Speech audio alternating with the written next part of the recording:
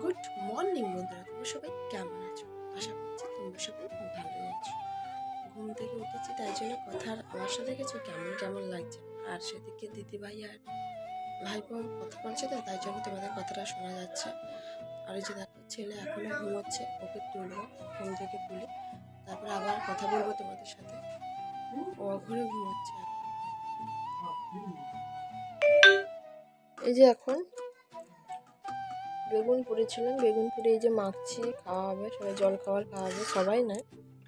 আমি বেগুন পোড়াটা এতটাও পছন্দ করি না, মা বাবা আমার ছেলেই খাবে, তাই জন্য অল্প করেছি। আর বেগুনটাও সেরকম ছিল না, আর গাছেতে এখনো বেগুনই হয়নি, তাই জন্য কম বেগুন ছিল বলেই তাদের মধ্যে এতে কাঁচা পেঁয়াজ দিয়ে মাখিয়ে দেব।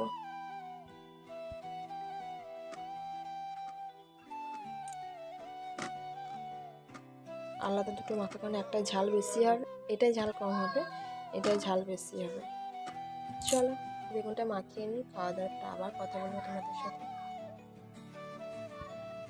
খাওয়া দাওয়া শেষ করে এই যে এখন আমি বসেছি ভাতের হাঁড়ি, ভাত আর গরুর খাবার, এই যে খড় জ্বালানি করতে বসেছি। আবার সে উনুনে রান্না হবে, তখন আবার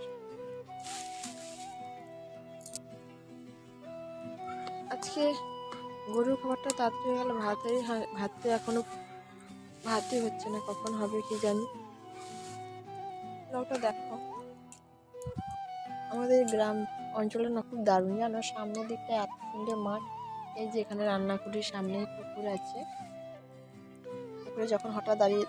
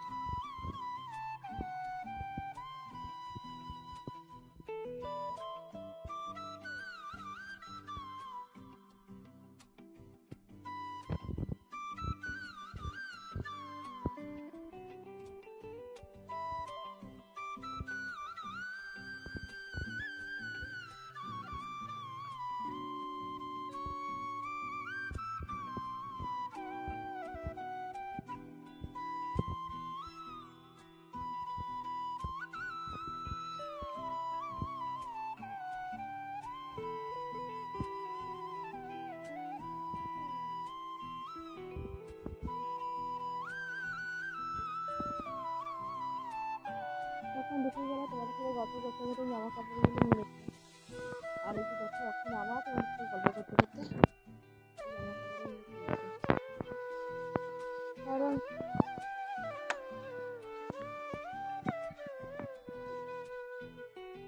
তারপর ওখান থেকে এখান থেকে গিয়ে না ঘুম ঘুমিয়ে গিয়েছিল, ঘুম ধরে গিয়েছিল। তাই উঠতে দেরি হয়ে গেছে, এখন চুলটি খোলা হয়নি, গিয়ে চুলটা খুলবো। কাজ করি তারপর